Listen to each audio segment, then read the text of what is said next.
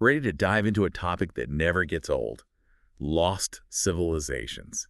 And we've got a real clash of the titans for you, Graham Hancock, going up against archaeologist Flint Dibble. A healthy dose of skepticism is always a good thing when we're talking about these kinds of topics. Like we've got backstage passes to all the action, right? See? Interview transcripts, debate snippets, the works. It's going to be exciting to see what we can learn, and more importantly, what we can actually say we know. So Hancock, he's all about this idea that there was this super advanced civilization back during the Ice Age, wiped out by some big cataclysmic event. Right, and that's where Dibble would jump in and say, hold on, where's the proof? He's all about the hard evidence, artifacts, structures, things we can actually date and study. So it's like two totally different ways of looking at the past, right? You've got Hancock connecting myths and maps and these weird archaeological anomalies.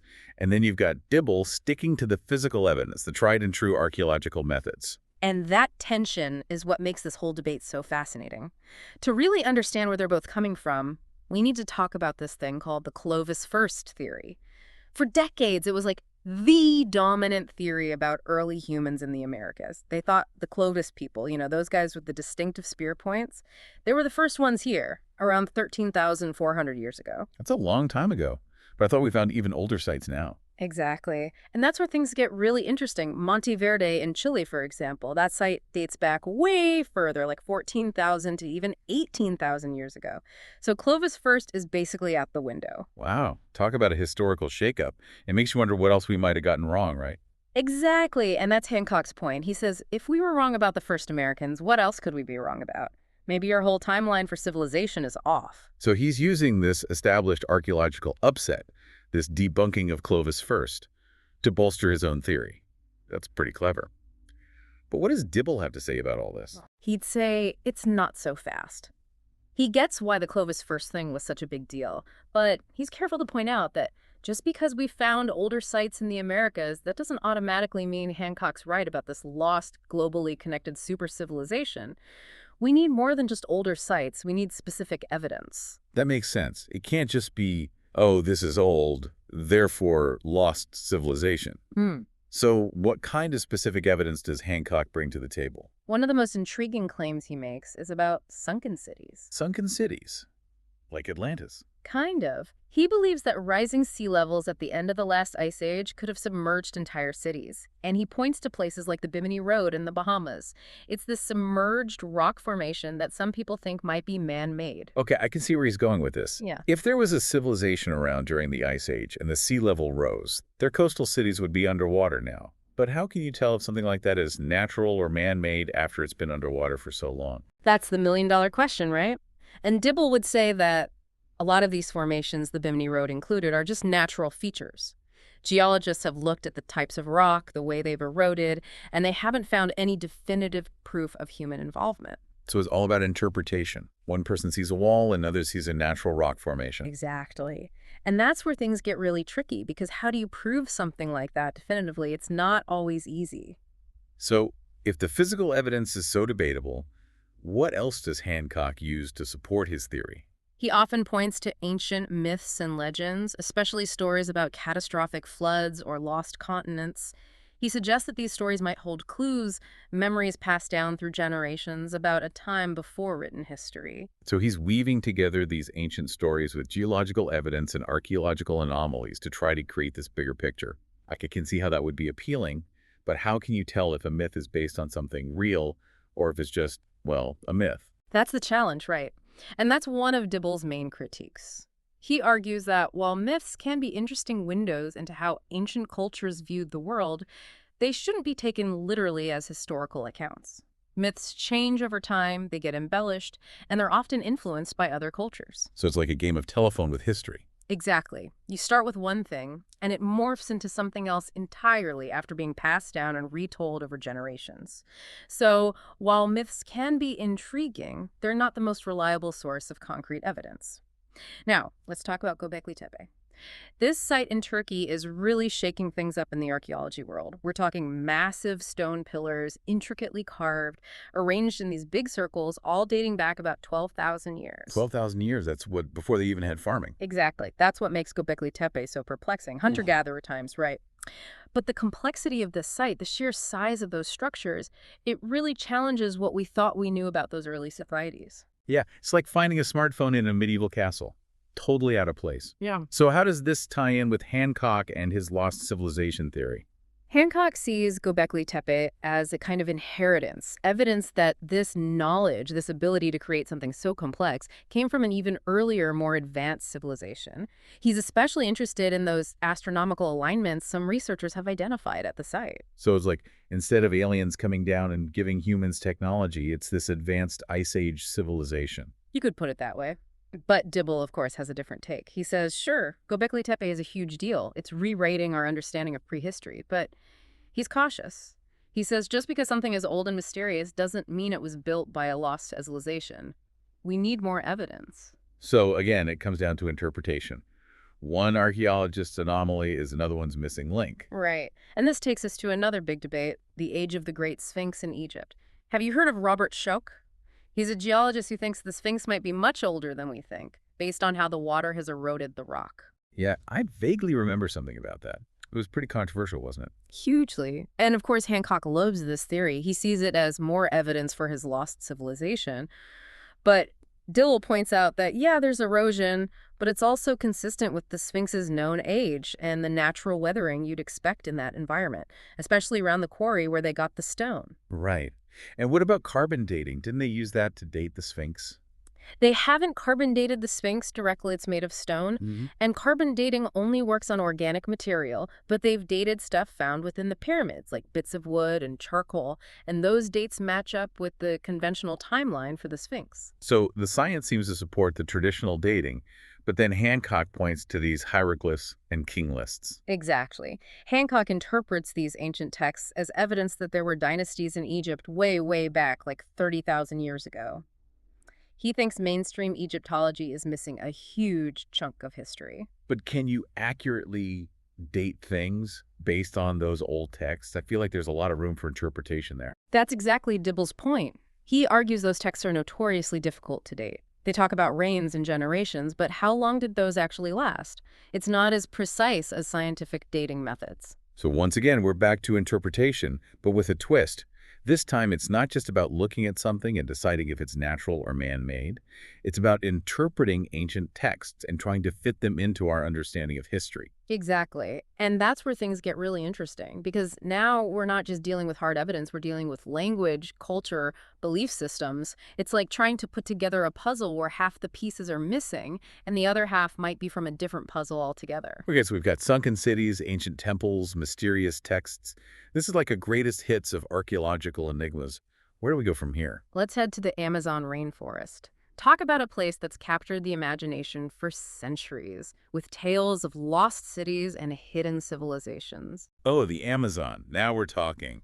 I'm picturing those classic adventure movies with explorers hacking through the jungle, searching for ancient ruins. Those stories definitely get the blood pumping. But how does the reality of archaeology in the Amazon measure up to those romantic notions? Yeah, good point. I mean, those movies always make it seem so easy to find these lost cities. I'm sure it's not that simple in real life. Not quite. But that doesn't mean the Amazon isn't full of incredible archaeological discoveries. In fact, we found evidence of complex, sophisticated societies that thrived there for centuries. Really? Like what? Well, for one thing, these weren't just small, scattered tribes. We're talking about large settlements, sophisticated social structures, impressive agricultural practices. Wait, hold on. You're saying these ancient Amazonian cultures were farming on a large scale. I always pictured them as being more nomadic, moving through the rainforest. That's a common misconception. In reality, many Amazonian cultures were skilled agriculturalists.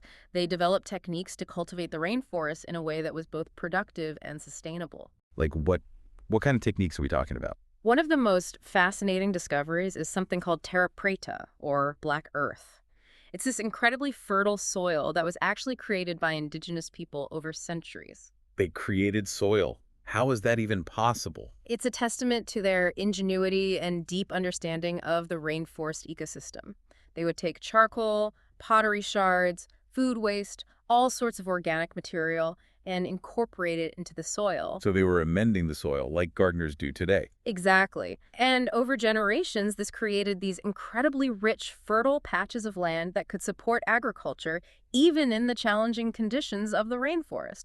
We're talking large-scale food production, enough to sustain sizable populations. That's incredible. It's like they engineered the rainforest itself to be more productive. It just goes to show you can't underestimate the ingenuity of indigenous cultures. Absolutely. And it really challenges that old narrative of the Amazon as this pristine wilderness untouched by human hands. These cultures were shaping their environment in remarkable ways long before Europeans arrived. So maybe we won't find a lost city of gold or a hidden temple with advanced technology, but we are finding evidence of human ingenuity and adaptation on a grand scale. Exactly. And often that's even more incredible than any myth or legend. Speaking of incredible, have you heard about the impact LIDAR is having on archaeology? LIDAR, that's like radar but with lasers, right? What does that have to do with archaeology? LIDAR is absolutely transforming the field, especially in places like the Amazon, where dense vegetation makes traditional archaeological surveys incredibly difficult. So instead of hacking through the jungle with a machete, you can just zap it with lasers. Sounds a lot easier. Way easier and much more efficient. Basically, LIDAR allows us to see through the trees. It creates these detailed 3D maps of the Earth's surface, even beneath dense canopy. So you can just strip away the vegetation to see what's underneath. That's amazing. What kind of things has LIDAR revealed? It's been revolutionary, especially for understanding the Maya civilization. We're talking about entire cities hidden for centuries beneath the jungle canopy, suddenly revealed in stunning detail. Wow, entire cities. That's incredible. Tikal is a great example. It's always been considered a major Maya center, but LIDAR revealed that it was far larger and more complex than anyone imagined. We're talking about a vast network of roads, causeways, reservoirs, even agricultural terraces, all hidden beneath the jungle. So LIDAR is helping us see these sites, not just as isolated ruins, but as interconnected cities, part of a much larger civilization. Exactly. And it's not just about the physical layout of these cities. LIDAR has also shed light on their sophisticated astronomical knowledge. They were incorporating alignments to the solstices and equinoxes into their buildings. You're saying they built their cities to align with the stars? That's incredible. It's like something out of ancient Egypt. It is, and it shows a level of astronomical knowledge and a precision in engineering that's truly mind-blowing. So LIDAR is helping us to understand not just what these ancient cultures built, but also how they saw the world, how they understood their place in the cosmos. That's fascinating. Exactly. And the discoveries just keep coming. For example, LIDAR has revealed a connection between Teotihuacan in Mexico and Tikal in Guatemala, two of the largest and most important cities in ancient Mesoamerica. A connection. But those cities are hundreds of miles apart. What kind of connection are we talking about? LIDAR revealed structures in Tikal that have the same astronomical alignments as structures in Teotihuacan, and archaeologists have even found pottery fragments from Teotihuacan at Tikal. So there is definitely some kind of interaction, maybe even a migration of people between these two distant cities. Wow. That's incredible. It really makes you realize how interconnected these ancient civilizations were. It wasn't just about isolated cities. It was about networks of trade, cultural exchange, and shared ideas that spanned vast distances. Exactly. LIDAR is helping us to piece together those connections, to see the bigger picture of human history in a way that we never could before. And not just in the Maya world either. LIDAR is being used all over the world, revealing lost cities and ancient landscapes that have been hidden for centuries. This is blowing my mind. It's like we're living in a golden age of archaeological discovery. So what else has LIDAR uncovered? It's been particularly revealing in South America. For example, in Ecuador, LIDAR has revealed extensive settlements and earthworks in the Upano Valley, suggesting a much higher level of social complexity and organization than previously thought for that region. So we're talking about settlements on par with those in other parts of the world, but they were just hidden in the rainforest all this time. Exactly. LIDAR is showing us that there's still so much we don't know about the past, even in places that have been studied for centuries. It's like that saying, the more you know, the more you realize you don't know. Exactly. And that sense of wonder, that constant drive to uncover new knowledge, that's what makes archaeology so exciting. Speaking of exciting discoveries, we have to talk about Costa Rica and those mysterious stone spheres. Oh, yes. Those giant stone balls. They've always seemed so mysterious, like something out of an Indiana Jones movie. They definitely capture the imagination. And they've been the subject of so many wild theories over the years, everything from ancient aliens to lost technological civilizations. So what's the real story? What have archaeologists discovered about these spheres?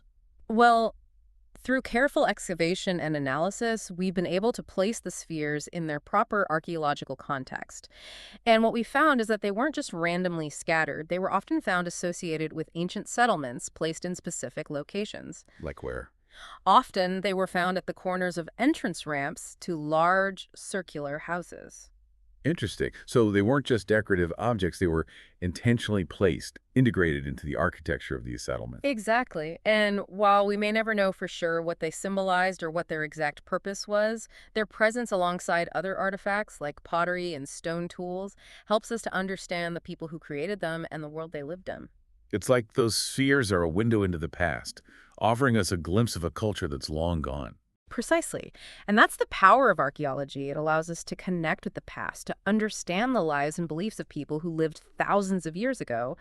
And sometimes those connections come from the most unexpected places, like giant stone balls in the jungle. Okay, so we've got giant stone balls, lost cities, ancient astronomical alignments. This is incredible stuff. But I'm curious, what's something that really surprised you, something that you weren't expecting to find in your own work? You know, one of the most amazing things I've had the chance to work on wasn't a lost city or a hidden temple. It was actually a site in southern Costa Rica that's incredibly fragile and sadly disappearing fast. Imagine these amazing networks of ditches, embankments, platforms, all carefully constructed. And it wasn't just a small site either. This was a vast engineered landscape, a testament to the ingenuity and hard work of those early inhabitants. But sadly, much of it's been destroyed by modern development. Roads cut right through it, pineapple plantations. It's heartbreaking. Oh, that's awful. It seems like we're always racing against time to preserve these places, these pieces of history. But if a site's already been damaged, what can archaeologists even do? Well, every little bit helps. Even in these damaged sites, you can find fragments, pottery shards, remnants of foundations. It's painstaking work, but we can still piece together clues, learn something about the people who lived there. It's like a giant puzzle, right? Yeah, Trying to see the whole picture even when you've only got a handful of pieces. exactly. And it's a reminder that archaeology isn't just about these pristine, untouched sites. It's about understanding the past and all its complexity, even the messy parts. And it makes you realize how important it is to protect the sites that are still intact. We have so much to learn from them. Absolutely. Yeah. We've got to be better caretakers of the past. You mentioned funding earlier. Is that part of the problem? Do archaeologists just not have the resources to properly protect and study these sites? Funding is always an issue, unfortunately. Archaeology often takes a backseat to other priorities. And it's a shame because it's an investment not just in the past, but in the future. The more we understand our history, the better equipped we are to face the challenges of the present and the future. That's a great point. So how do we change that? How do we get people more excited about archaeology and its importance? Well, I think it starts with education. And not just in the classroom, but making archaeology accessible to everyone. That's where museums come in, but also online resources, documentaries, interactive exhibits. We need to show people that archaeology isn't just about dusty artifacts. It's about real people, fascinating stories, and connections that span millennia. It's about making the past come alive. Exactly. And it's about making sure those stories are available to everyone, not just a select few. Because the past belongs to all of us. That's a great way to put it. So as we wrap up our deep dive into lost civilizations, I have to ask, what's the one thing you really want our listeners to take away from this conversation? More than anything, I want people to understand that archaeology is an ongoing journey. We're constantly making new discoveries, challenging old assumptions, and revising our understanding of the past. And that's what makes it so exciting. It's like the past is constantly whispering to us, revealing its secrets little by little. Exactly. And it's up to us to listen, to learn, and to share those stories with the world. So if you're fascinated by the past, don't just read about it in books. Get out there and explore. Visit museums, support archaeological research, volunteer on a dig. You never know what you might discover. That's a fantastic call to action. And on that note, we'll wrap up this deep dive. Until next time, keep exploring, keep asking questions, and keep your sense of wonder alive.